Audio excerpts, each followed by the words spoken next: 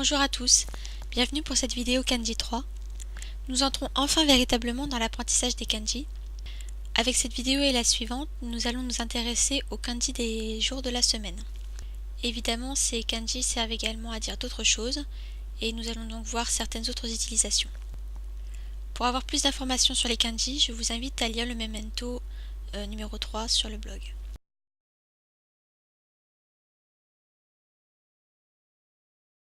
Le premier kanji signifie soleil ou jour. Il possède de nombreuses prononciations, dont les plus courantes sont Nichi et Jitsu. Nous allons voir maintenant comment ce kanji se trace. Il est constitué de 4 traits.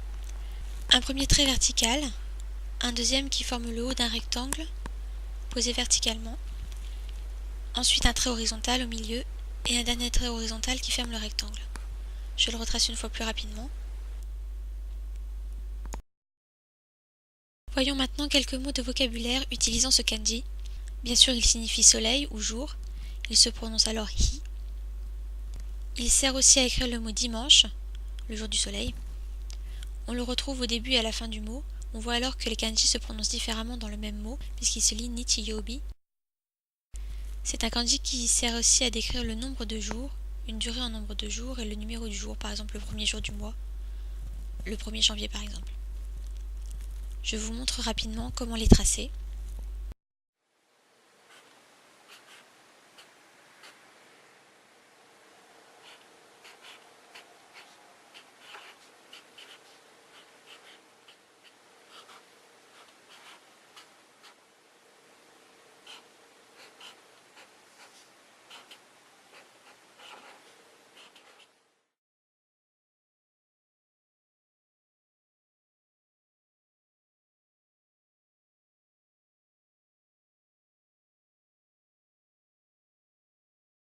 Le deuxième kanji signifie lune ou mois. Ses lectures ou prononciations les plus courantes sont Gatsu ou Getsu. Voyons donc le tracé du kanji lune. C'est un kanji qui est également composé de 4 traits.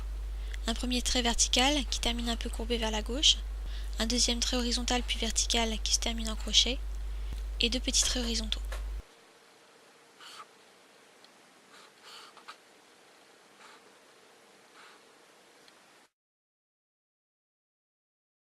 Quelques mots de vocabulaire qui utilisent le kanji lune. Le mot lune, évidemment, qui se prononce tsuki.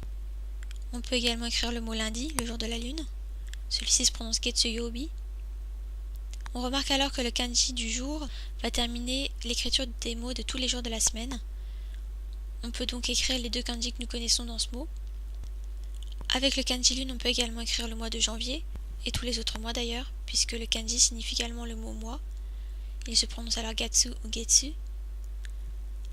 Et ici par exemple, janvier se prononce ichigatsu, ce qui signifie le premier mois. On peut aussi écrire avec ce kanji la durée d'un mois, ikkagetsu.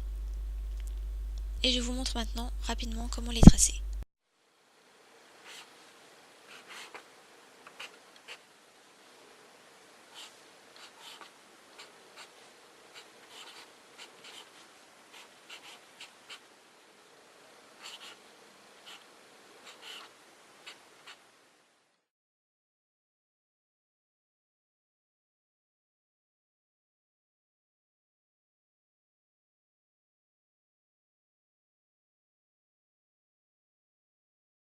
Le troisième kanji que nous allons voir est le kanji du feu.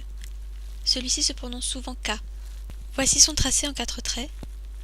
D'abord les 2 petits traits, gauche, puis droite, et ensuite le centre, un trait courbé vers la gauche de haut en bas, puis vers la droite.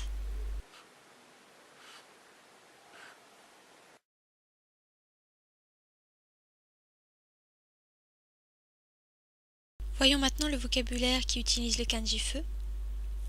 Le mot feu, celui-ci se prononce hi. Le mot mardi, c'est le jour de Mars, donc le jour du feu, qui se prononce kaiyōbi.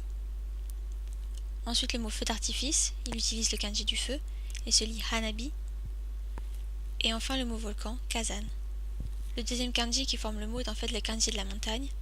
Le volcan est une montagne de feu. Je vous montre rapidement comment les tracer.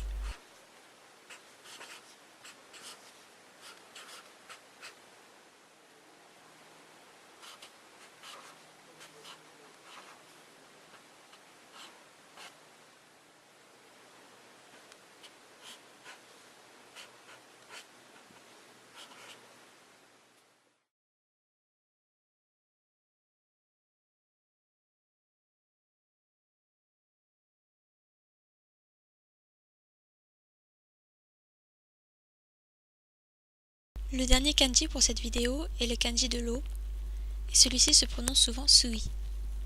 Voyons un peu comment l'écrire. On commence par un trait vertical finissant en crochet. Le deuxième trait est une petite virgule à gauche. On trace un petit trait de haut en bas vers le trait vertical, et enfin de haut en bas vers la droite.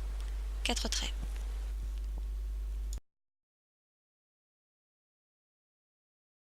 Un peu de vocabulaire pour utiliser le kanji de l'eau. On le retrouve dans le mot eau bien sûr, qui se prononce mizu, dans le mot mercredi, le jour de l'eau, à prononcer sui yobi, et un dernier exemple avec le mot natation, suiie. Une petite page d'écriture pour la route.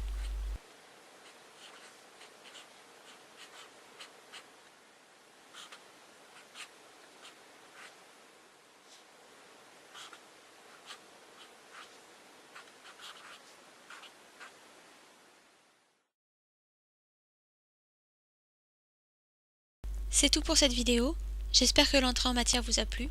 Ne ratez pas la prochaine vidéo pour la deuxième partie des kanji importants pour pouvoir écrire les mots des jours de la semaine. A bientôt pour une prochaine vidéo et ou sur le blog globelearner.blogspot.fr.